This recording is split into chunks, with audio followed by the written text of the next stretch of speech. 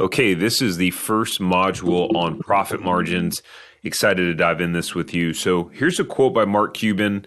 If you don't know who Mark Cuban is, he has been on Shark Tank since the beginning, and he is the owner of the Dallas Mavericks basketball team.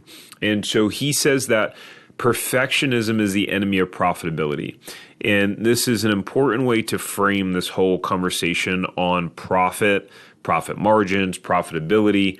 And the reason why I picked this quote was because in the 9 different businesses that I'd started prior to starting the first franchise, I can pretty much relate a lot of my failure back to trying to be perfect, trying to figure out the right thing to do in the business and wanting everything to be neat. The reality is in the beginning, it's very messy. And so a mantra that I started to develop for myself over the years is progress over perfection. So having this progress over perfection mindset is super important.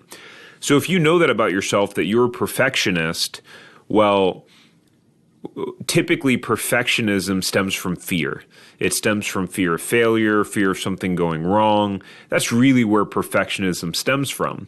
And so what happens when you experience that fear and that desire for things to be perfect? You typically procrastinate. It takes longer. You avoid making decisions. Maybe you play it too safe, etc. So develop this progress over perfection mentality. Now in this module, we're going to go through some really key points here, as you see, in terms of how we define profit. And then in the next module, we'll dive into profit margin. So how do you define profit? Well, really,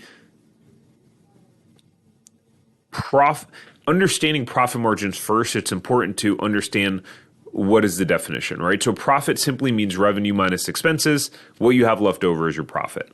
And profitability is a relative term that really could relate to the actual profit of the business, profit margins, break even, point from your startup capital, profit on specific products, departments, etc. And so in the beginning of your business, it's probably not recommended to take a large salary, especially in the first couple of years. And what you want to do is really reinvest that money back into the business to stimulate growth if you can. And that could be hiring more people ahead of time, could be reinvesting into marketing to scale, or a variety of other investments in the business. I recently did a podcast interview with a friend of mine that has owned over 47 Dunkin' Donuts and I think over 15 Subways. Currently owns about, I think, 12 Dunkin' Donuts and some other franchises. And he said that in the beginning, he very intentionally and consciously took less money in terms of profit, paid himself less so that he could keep hiring more and more people. So that way he would not become a slave to his business. Now, I realize that your profitability strategy for you and your business will depend on your situation.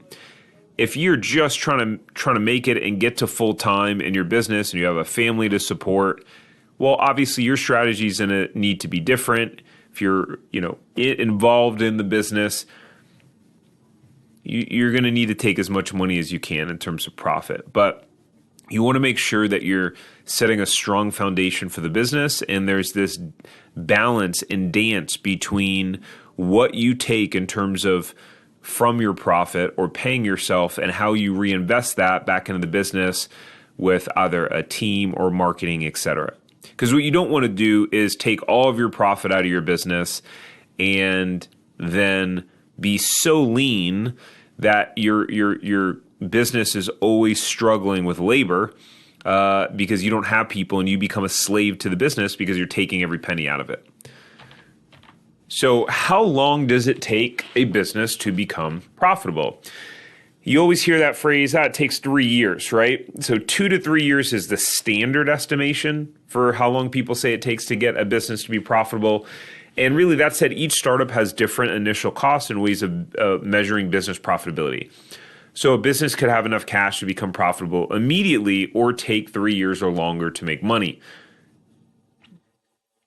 What I would set as a target, if I were you, is being profitable in the first year, showing a profitability in that first 12 months. And that's really where the name Zero to Profitable Franchise comes in, because the goal is not to buy a franchise, It's to own a profitable franchise.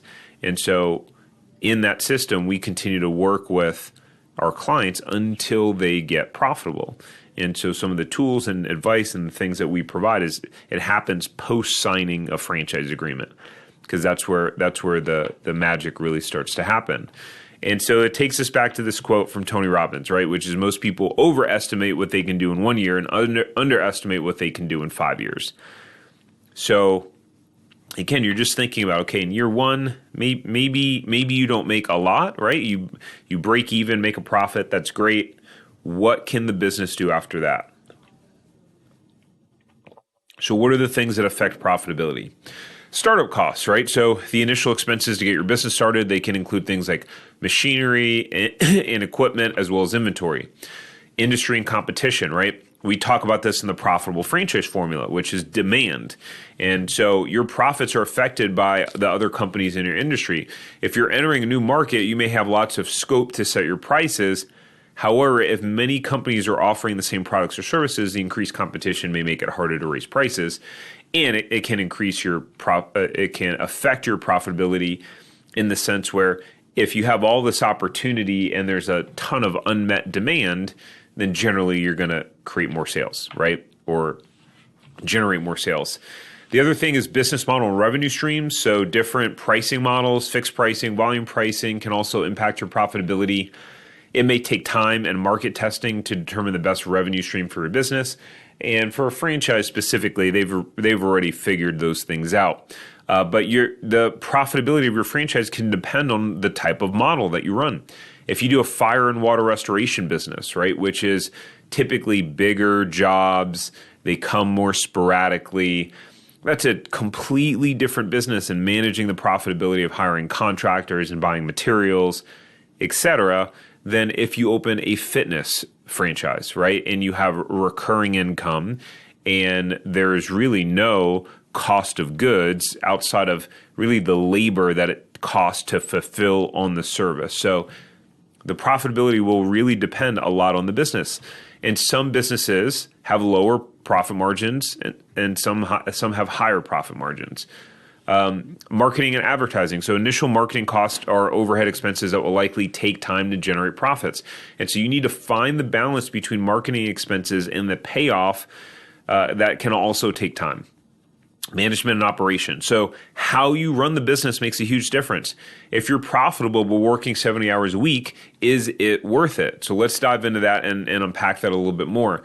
So I want you to get in the habit of thinking about, as opposed to just what's the profit margin, right? The question is, what does it take to be profitable and at what level of profit? So here's an example. Your business is making $100,000 a year in profit, and you are working full-time in your business along with your team. Let's classify full-time as 40 hours a week, right? So you could hire a full-time manager to run the day-to-day of the business, and they probably won't do it as efficiently as you. So let's say you go from 40 hours a week in the business to 10 hours a week in the business. The manager cost you $50,000 a year to hire. You now make $50,000 a year in profit, but you got back 30 hours a week. So which scenario would you prefer? $100,000 in profit, working 40 hours a week, $50,000 in profit, working 10 hours a week. There's no right or wrong answer here, right?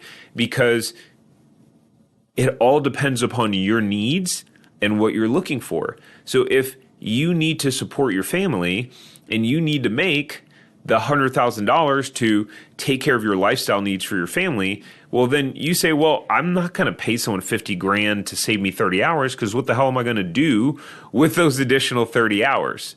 Right? Maybe what you're optimizing for is just pure cash flow and profitability. But if you work a full-time job and you're not going full-time in your business, then maybe you say, hey, I'll take half the profit because I have a 40-hour-a-week job, and then I'll stack the 10 hours a week on top of that. So again, I want you to be in this mindset of what does it take to be profitable? Because you can see profitability numbers. It's the story behind it. So when we dive into the profitability of some of these businesses, the numbers don't tell the whole story. I want you to think about this now. The numbers do not tell the whole story of the business. Sometimes you have businesses that are crushing it, and the owners are obsessed. All they do is think and work on their business, right? So again, you really need to learn the whole story, right? Start thinking about getting the full picture. A business can easily show high profit margins when the owner is slaving away in the business, underpaying employees, has terrible turnover, and is intentionally skimping on the quality of the product. I recently talked to a franchisee who owns some food franchises, a very popular brand, well known. And he bought it as a resale. And he's studying his numbers and going, why are my cost of goods so much higher than the previous owner? Well, it turns out that the previous owner was skimping on the product. He wasn't putting like as much cheese and pepperoni and toppings, and was skimping in order to make it more profitable, right? And so again, these things don't always tell the full picture. So the question is, what does it take, and how much time will you need to invest to reach the level of profit that you want? And so in the next module, we are going to take a deep dive into some franchises and what some of those profitability numbers look like. But again, keep in mind, they don't tell the full story. I'll see you in the next one.